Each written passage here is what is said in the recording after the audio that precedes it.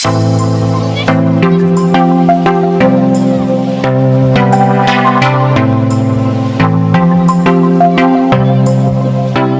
Guys, welcome back to my channel Clarified Learning. आज हम पढ़ने वाले हैं motion in a resisting medium. ये मैकेनिक्स का मैथमेटिक्स का टॉपिक है जो कि वेरी इंपॉर्टेंट है। अभी तक मैंने आपको कहाँ तक पढ़ा है, R directly proportional to velocity तक मैंने आपको पढ़ा है। लेकिन आज जो थ्योरम करने वाले हैं, थ्योरम नंबर 3, कल की क्लास में मैंने आपको पढ़ाया था resisting medium directly proportional to velocity, मतलब are directly proportional to velocity. लेकिन आज जो हम थ्योरम नंबर 3 करने वाले हैं इस लेक्चर में, इसमें हम क्या करने वाले हैं, R directly proportional to V square. आज इस थ्योरम के ऊपर हम बात करेंगे जो कि वेरी इंपॉर्टेंट है गाइस। और कल का क्लास अगर आप नहीं देखें तो लिंक डिस्क्रिप्शन में है। इसके लेक्चर नंबर 1 और लेक्चर नंबर 2 बहुत ही इंपॉर्टेंट है। बेसिक कॉन्सेप्ट से मैंने उसको स्टार्ट किया। अगर आप देखना चाहते हैं तो लिंक डिस्क्रिप्शन में है, जरूर जाके देखिए, तब आपको और अच्छे से बेस बनेगा, कॉन्सेप्ट क्लियर होगा। तो आज की इस लेक्चर में बेसिकली हम थ्योरम करने वाले हैं, एकदम सेम थ्योरम होने वाला है, बस यहाँ बस क्या हो गया, वी स्क्वायर हो गया है। सीखते हैं किस तरीके से थ्योरम को सॉल्व करना है। और गाइस, इस चैनल में आपको बीएससी मैथमेटिक्स, इंजीनियरिंग मैथमेटिक्स के सारे वीडियोस मिलेंगे, तो चैनल को सब्सक्राइब कर लीजिए। अभी तक चैनल को सब्सक्राइब नहीं किए हैं तो चलिए क्लास को स्टार्ट करते हैं।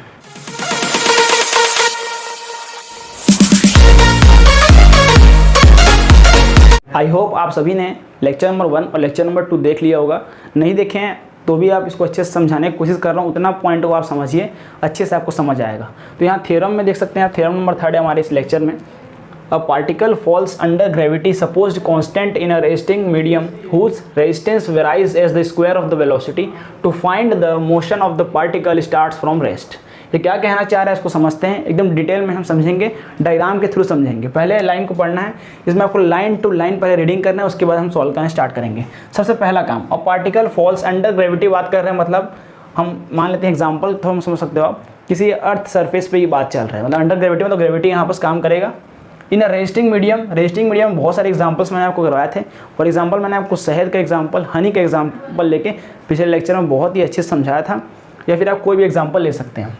Whose resistance varies as the velocity square of the velocity, मतलब क्या कहना चाह रहा है कि जैसे अगर जितना मैं नीचे, जैसे पार्टिकल है जितना स्पीड से नीचे गिरेगा उतने ही स्पीड से कोई भी रेजिस्टेंस जो फ्लूइड है कुछ भी है उतने ही स्क्वायर ऑफ द वेलोसिटी, मतलब स्क्वायर, जितना स्पीड बढ़ाऊंगा मैं उतना ही रेजिस्टेंस फोर्स एक्ट करने वाला है। Resistance varies square of the velocity कहने का मतलब ये है, यहाँ बस मैंने आपको पहले लेक्चर में समझाया था R directly proportional to V. इसका मतलब क्या था, मैंने आपको समझाया था R directly proportional to V. इसका मतलब ये है कि अगर मैं वेलोसिटी बढ़ाता हूँ, मतलब जितना मैं वेलोसिटी बढ़ाऊंगा, किसी भी अगर बाइक में ही बैठे हैं सपोज, जितना मैं वेलोसिटी बढ़ाऊंगा उतना ही क्या होगा, रेजिस्टेंस फोर्स एक्ट करेगा। रेजिस्टेंस फोर्स मतलब यहाँ बाइक में क्या हो गया, एयर। मैं जितना स्पीड जाऊँगा उतनी स्पीड से बाइक में एयर पड़ेगा, मुझे रोकने की कोशिश करेगा, ठीक है। अब यहाँ क्वेश्चन में क्या दिया गया है, resistance varies as the square of the velocity. Square of the velocity मतलब क्या होता है, यहाँ पास वी स्क्वायर आ जाएगा। R directly proportional to V square कहने का मतलब ये है कि यहाँ पर जैसे मैं वेलोसिटी को दुगना कर दूंगा, मतलब वेलोसिटी को मैं 2 टाइम्स, जितना वेलोसिटी में चला रहा था, मान लो 50 किलोमीटर चला रहा था, अगर मैं उसी को बहुत ज़्यादा स्पीड कर दूं तब उतने में हमारा रेजिस्टेंस इंक्रीज होगा। मतलब ये है कि यहाँ वेलोसिटी क्या हो गया है, दुगना हो गया है। अगर मैं वेलोसिटी का स्क्वायर करूँगा तब जाके उतना रेजिस्टेंस फोर्स लगेगा। ये कहने का थ्योरम है, इसको हम सॉल्व करेंगे, इसको हम समझेंगे डायग्राम के थ्रू। तो ये इसका बेसिक कॉन्सेप्ट हो गया, ठीक है। अब डायग्राम की ओर चलते हैं। अब डायग्राम कैसे बनाना है वो सीखना बहुत इंपॉर्टेंट है। यहाँ बस लाइन टू लाइन रीडिंग करेंगे, उसके बाद हम डायग्राम बनाएंगे। सबसे पहला, particle falls under gravity supposed constant in a resisting medium whose resistance varies as the square of the velocity. मतलब यहाँ पर क्या बोल रहा है, पार्टिकल है कोई जो कि रेजिस्टिंग मीडियम में, आपको इमेजिन करना है कि यहाँ क्या है, कोई मीडियम होगा जिसमें ऐसा मीडियम होगा ये, जहाँ पास क्या करेगा, रेजिस्टेंस फोर्स एक्ट करेगा, मतलब रोकने की कोशिश करेगा उसे, ठीक है। ये मान लेते हैं हम यहाँ पास, ठीक। ये पार्टिकल है, ये अंडर ग्रेविटी गिर रहे हैं नीचे की ओर। Resistance varies square of the velocity, मतलब ये है जब पार्टिकल नीचे गिर रहा था, हमको वैल्यू निकालते हैं, हम किसी पॉइंट पे पी पे वैल्यू निकालेंगे इसका। इस पॉइंट पे पार्टिकल का नाम ओ रखते हैं। यहाँ कोई पार्टिकल है जो कि नीचे गिरा, जब ये नीचे गिरेगा तो किसी पार्टिकल का कुछ ना कुछ तो वेट होगा। वेट का फॉर्मूला क्या होता है, weight is equal to mg, mass into gravity, जो कि हम तब लगाते हैं जब अंडर ग्रेविटी होता है। तो यहाँ क्या आ जाएगा, वेट हमारा आ जाएगा mg। और पार्टिकल यहाँ से यहाँ तक का डिस्टेंस ट्रेवल करता है, किसी वेलोसिटी v से ट्रेवल करता है, जो कि डिस्टेंस x पे, यहाँ से यहाँ तक का डिस्टेंस क्या है, x मान लेते हैं। पार्टिकल यहाँ से point O two point P travel करता है किसी t टाइम पे, x डिस्टेंस ट्रेवल करता है किसी t टाइम पे। तो यहाँ टाइम क्या आ गया t, यहाँ से यहाँ तक का टाइम हमको मालूम चल गया। उसके बाद वेलोसिटी मालूम चल गया। अब मुझे बताना है आपको यहाँ रेजिस्टेंस फोर्स, यहाँ क्या बोला गया है, velocity, square of the velocity बोल दिया गया है। मतलब क्या होता है, यहाँ पर जो रेजिस्टेंस फोर्स एक्ट करेगा अपोजिट डायरेक्शन में, आपको मालूम है कि जब मोशन नीचे होगा इसका मतलब क्या है, रेजिस्टेंस फोर्स ऊपर की डायरेक्शन में एक्ट करेगा।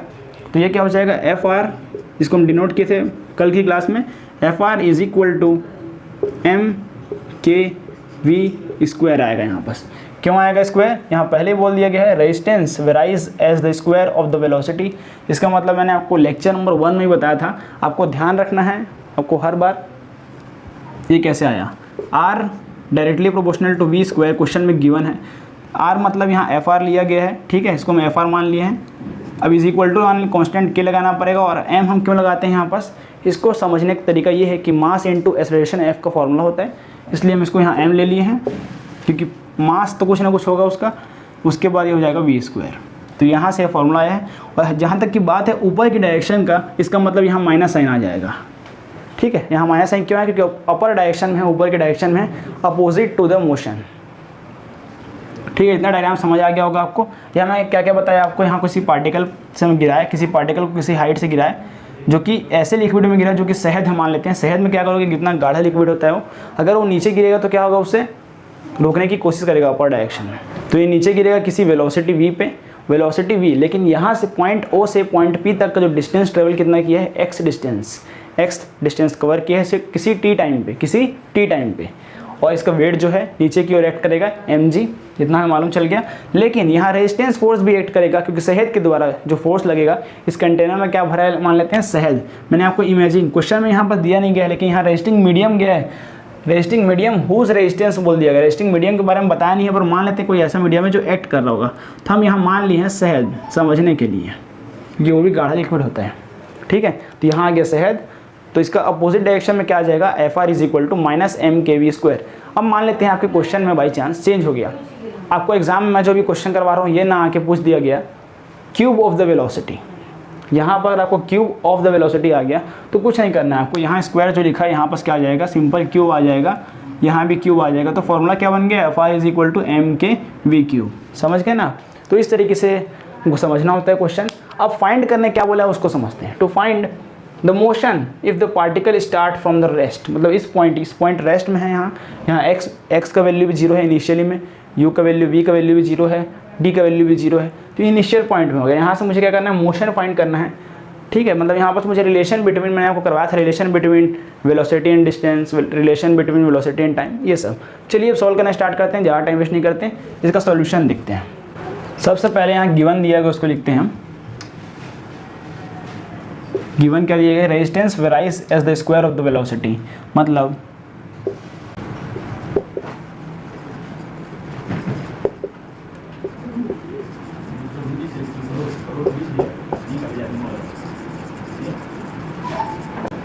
proportional to the square of the velocity।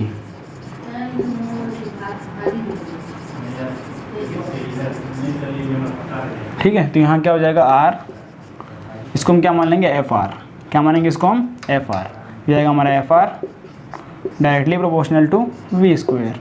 तो यहाँ से कांस्टेंट लेते हैं, तो कांस्टेंट क्या आ जाएगा, F R is equal to M K V square.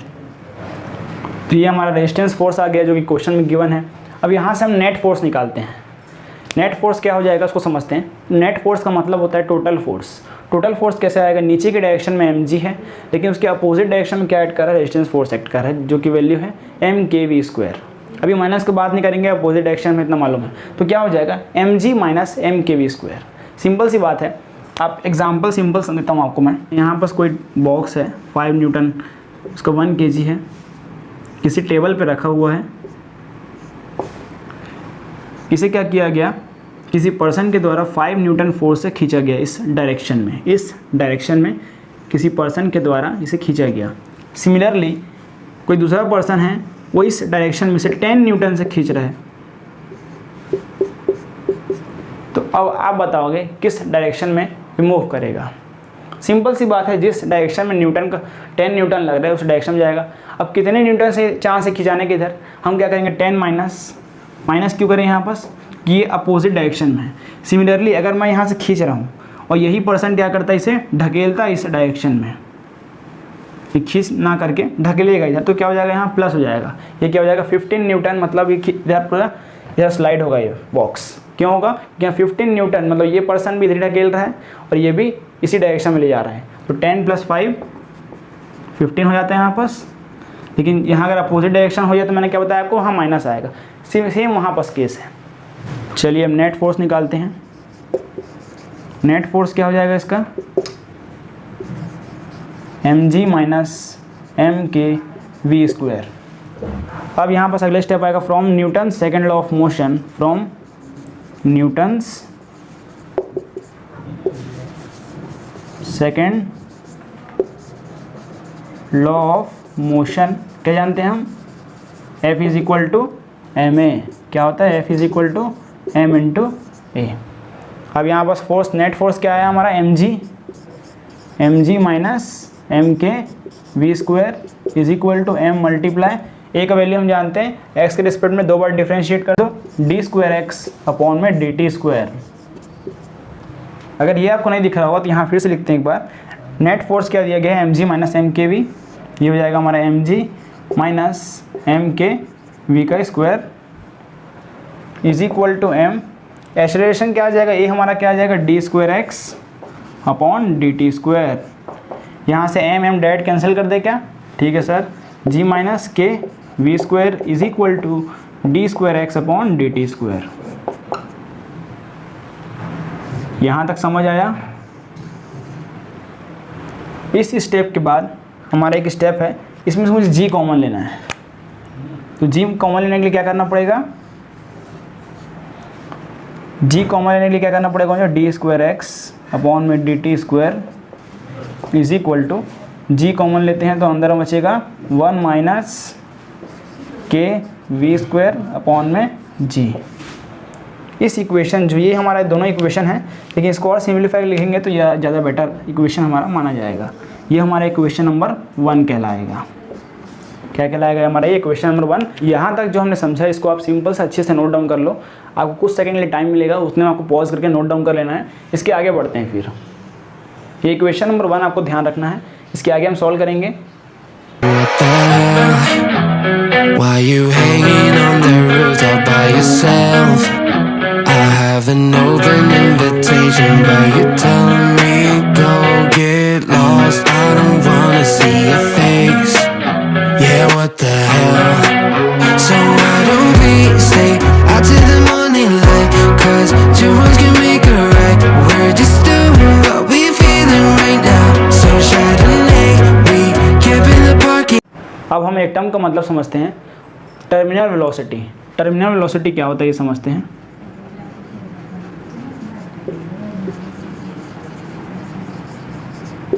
जिसको हम कैपिटल V से डिनोट करते हैं। ये क्या होता है, जब वेलोसिटी कांस्टेंट हो जाता है।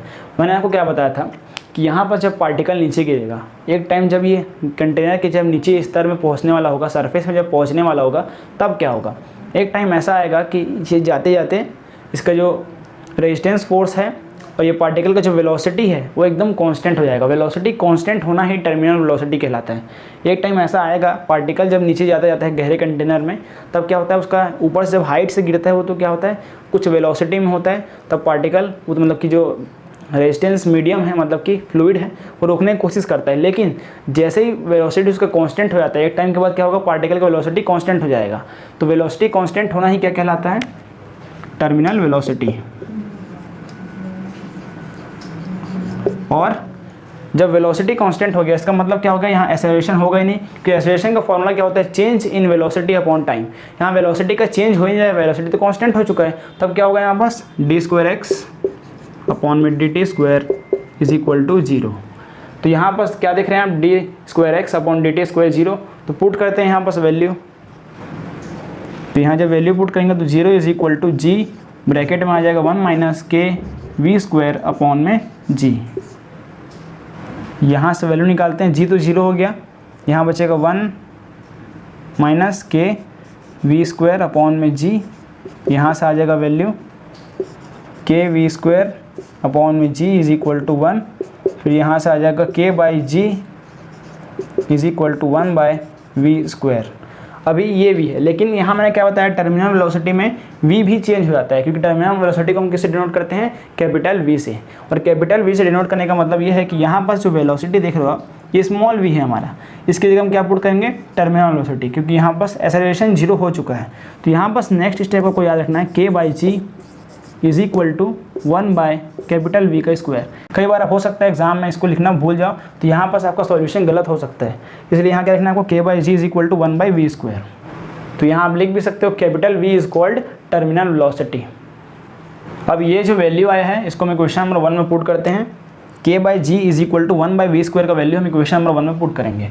तो यहाँ से क्या आ जाएगा हमारा, डी स्क्वायर एक्स अपॉन में D T square is equal to, यहाँ पर जी ब्रैकेट में आ जाएगा 1 माइनस के बाई जी की जगह हम क्या लिखेंगे, 1 बाई वी स्क्वायर, मतलब यहाँ ऊपर में आएगा स्मॉल वी स्क्वायर, नीचे आ जाएगा कैपिटल V का स्क्वायर।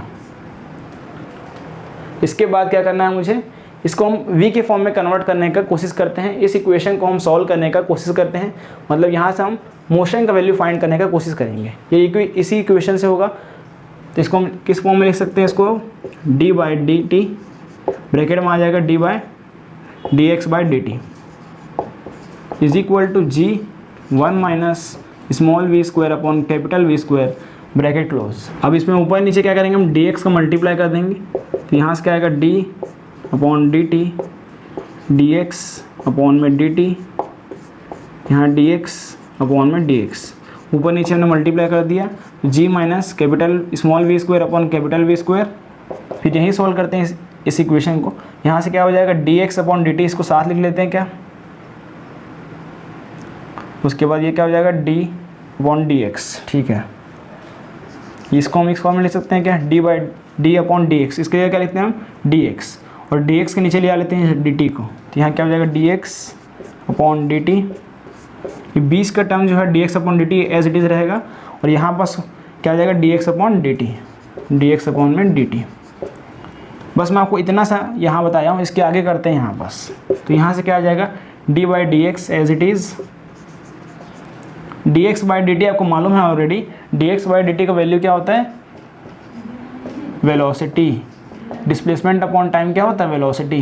ये क्या है, dx अपॉन डी टी, ये होता है स्मॉल v, तो ये हो जाएगा v, और ये वाला भी क्या हो जाएगा, dx अपॉन डी टी, ये भी v हो जाएगा। इस v को हम क्या सामने लिखते हैं, is equal to g minus 1 minus small v square upon capital V का स्क्वायर। इसके आगे क्या होगा, v d v upon d x, g यहाँ एलसीएम लेते हैं, तो वी स्क्वायर ऊपर आ जाएगा, small capital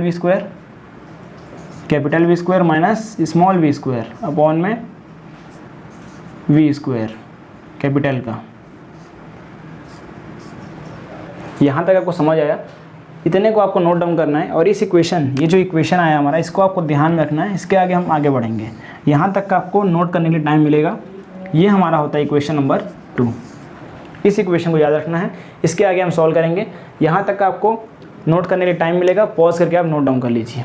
Do it on my own, so I gotta get through it. And the only thing I know is to love what I'm doing. Never give up, never slow, till I finally prove it. Never listen to the no's, I just wanna keep moving. Keep my head up when I act, head up, that's a fact.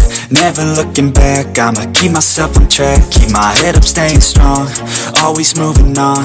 Feel I don't belong, tell my thoughts to move along. Push myself to be the best, die with no regrets. Live with every breath. अब इस equation को solve करने के लिए मुझे क्या करना है, शिफ्टिंग करना पड़ेगा। आपने डिफरेंशियल इक्वेशन पढ़ा होगा, डिफरेंशियल इक्वेशन क्लास 12 में जो पढ़े थे, उसमें क्या कहते हैं, हम शिफ्टिंग करते हैं, उसको इंडिकेशन करते हैं। सेम चीज़ यहाँ करना है। तो यहाँ कैसे करना है, डी को नीचे भेज देंगे, इसको ये नीचे, ये नीचे आ जाएगा, ये ऊपर चले जाएगा। यहाँ से क्या बन जाएगा equation, v d v upon में क्या आ जाएगा, v square capital V square minus small v square. ठीक, फिर यहाँ हो जाएगा g, और यहाँ आ जाएगा v स्क्वायर, ये हो जाएगा dx। अब मुझे दिमाग लगाना है कि मैं इसको इंटीग्रेट कैसे करूँगा। आपने क्लास 12 में पढ़ा होगा, मुझे क्या करना है, इसे t मानना है, क्योंकि ये तो कौन, इसके रिस्पेक्ट में कर रहा हूँ मैं, v स्क्वायर है यहाँ पास, और यहाँ v है। v स्क्वायर का ध्यान से देखो आप, डिफरेंशिएशन क्या होता है, वी स्क्वायर का डिफरेंशिएशन था 2v, यहाँ 2v है क्या, नहीं है, v बस है। तो यहाँ क्या करेंगे हम 2 का दोनों साइड क्या करेंगे, मल्टीप्लाई करेंगे।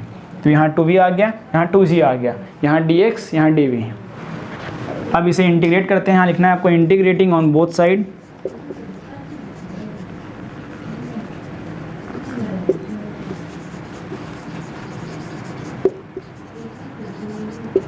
यहाँ से क्या हो जाएगा, इंटीग्रेशन 2v अपॉन में capital V square minus small v का square dv is equal to 2g integration में capital V square dx। v square minus, इसको t मान लेते हैं, v स्क्वायर माइनस, इसको डिफरेंशिएट करेंगे तो क्या आएगा, dt upon is equal to, इसका 0 हो जाएगा क्योंकि मैं v के रिस्पेक्ट में कर रहा हूँ, स्मॉल v, यहाँ स्मॉल v है तो स्मॉल v के रिस्पेक्ट में करेंगे तो ये कांस्टेंट हो गया 0 माइनस 2v dv। अब यहाँ से आपको 2v दिख रहा है, यहाँ dv दिख रहा है, 2v dv दिख रहा है मुझे, लेकिन माइनस है क्या, नहीं है। इस माइनस को मैं इधर शिफ्ट कर लेता हूँ। अब शिफ्ट कैसे किया, दोनों साइड माइनस का मल्टीप्लाई भी कर सकते हो आप, या फिर माइनस इधर शिफ्ट होता भी है, ठीक है। तो ये आ गया minus dt is equal to 2v dv, मतलब 2v और dv की जगह हमने क्या पुट कर देंगे अब, माइनस dt, और इसकी जगह आ जाएगा t। तो चलिए पुट करते हैं, यहाँ आपको दिख रहा होगा ये क्या हो गया, ये हो जाएगा 1/t माइनस dt, माइनस को क्या करते हैं सामने, फिर is equal to integration 2g upon में capital V square dx। 1/t का इंटीग्रेशन क्या होता है, माइनस का log t प्लस में constant c is equal to 2g upon V square, तो कांस्टेंट है, 2g अपॉन V स्क्वायर ये तो कांस्टेंट है हमारा, और dx की जगह इंटीग्रेशन में क्या होता है, कुछ नहीं तो x। तो यहाँ से t का वैल्यू पुट करते हैं, माइनस लॉग t का वैल्यू क्या है यहाँ पास, capital V square minus small v square plus में c is equal to 2g upon capital का V स्क्वायर x। यहाँ तक समझ आया। अब आपको मालूम है कि जब भी हमें कांस्टेंट c का वैल्यू निकालना होता ही है, इसमें c का वैल्यू कैसे निकालेंगे मैंने आपको पिछले लेक्चर में बताया था, और जितने भी मैकेनिक्स में एक रूल है कि आपको जब c का कांस्टेंट का वैल्यू निकालना होता है सॉल्व करने के बाद, तो हम क्या करते हैं, इनिशियली मानते हैं, क्या मानते हैं, इनिशियली। और इनिशियली क्या दिया गया यहाँ पास, v इज इक्वल टू 0, जब यहाँ पार्टिकल रेस्ट में था तो यहाँ v का वैल्यू 0 था, x का वैल्यू 0 था, ठीक है। तो यहाँ आ जाएगा eight point, initially 8.0, initially eight point O, ठीक है। तो यहाँ से क्या आएगा, minus log capital V square minus 0 plus में c is equal to, x का वैल्यू 0 रखूँगा क्या हुआ, 0, पूरे 0 हो जाएगा। तो c का वैल्यू क्या आ गया, लॉग कैपिटल का V स्क्वायर। इसके वैल्यू को हम कहाँ पुट कर देते हैं, अब इक्वेशन नंबर 3, ये है हमारा इक्वेशन नंबर 3, इसमें पुट करते हैं इसके वैल्यू को। तो यहाँ से क्या आ जाएगा, minus log capital V square minus small v square, फिर आ जाएगा प्लस में लॉग कैपिटल V स्क्वायर, ये कैपिटल V स्क्वायर है, is equal to 2g upon capital V और ये x। अब आपको मालूम होगा एक प्रॉपर्टी लॉग का, लॉग का एक प्रॉपर्टी क्या होता है, log m minus log n is equal to क्या हो जाएगा, ये लॉग m अपॉन n। तो इसी फॉर्मेट में दिख रहा है ये लॉग m मान लेंगे इसको हम, ये लॉग n हो जाएगा क्योंकि माइनस में है ये। तो यहाँ से क्या हो जाएगा, log capital V square upon में स्मॉल v स्क्वायर माइनस ये is equal to 2g upon में कैपिटल V x। यहाँ से हम x का वैल्यू निकालते हैं, हमको x का वैल्यू ही निकालना है। तो x का वैल्यू क्या आ जाएगा, यहाँ से ये ऊपर चले जाएगा, v upon 2g log capital V square upon में capital V square minus small v square is equal to, sorry हो गया, ये हमारा वैल्यू है, ये आंसर है। कुछ नहीं किया है, v को ऊपर भेज दिया है और 2g नीचे आ गया। क्या मैं इसको यहीं लिख दूँ क्या, तो ये काम करते हैं, मैं यहाँ थोड़ा छोटे में लिखता हूँ, कुछ नहीं करना है, v को ऊपर भेजना है तो आप भी निकालोगे, v को ऊपर भेज दो, 2g को नीचे लिख दो। फिर से एक बार लिखता हूँ, x इज इक्वल टू, ये हो जाएगा हमारा v अपॉन में 2g log v square upon में capital V square minus small v square. ये इसका आंसर है आज का। तो इस तरीके से इसमें जैसा भी क्वेश्चन पूछे आपको इसी इक्वेशन का यूज़ करके, ये जो इक्वेशन नंबर मैंने आपको थर्ड का फर्स्ट इक्वेशन करवाया था d²x/dt², उसी इक्वेशन से सारा क्वेश्चन आपका सॉल्व हो जाएगा। तो ये इसका आंसर है।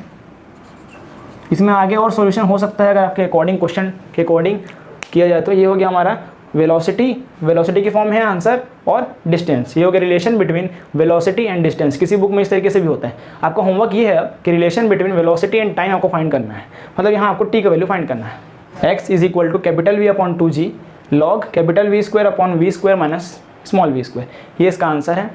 ये नहीं दिख रहा होगा आपको तो आप खुद शिफ्ट कर लेना से ऊपर, नीचे 2g आ जाएगा, तो ये भी इसका आंसर है। ठीक है, तो इस तरीके से आंसर इसका सॉल्व करना है। इस तरीके से ये डायग्राम वगैरह आपको समझना बहुत इंपॉर्टेंट था गाइस, और आई होप आपको समझ आ गया होगा। और इस चैनल में आपको बीएससी मैथमेटिक्स कॉम्पिटिटिव एग्जाम के लिए, गवर्नमेंट किसी भी कॉम्पिटिटिव एग्जाम के लिए मैथमेटिक्स ओवरऑल आपको यहाँ वीडियो मिलेगा। अभी तक अगर चैनल को सब्सक्राइब नहीं किए तो चैनल को सब्सक्राइब कर लीजिए, वीडियो को लाइक कीजिए, शेयर कीजिए अपने क्लासमेट्स तक। तो गाइज आज के लिए इतना ही, मिलते किसी नए वीडियो लेक्चर में, तब तक के लिए जय हिंद, जय भारत, वंदे मातरम।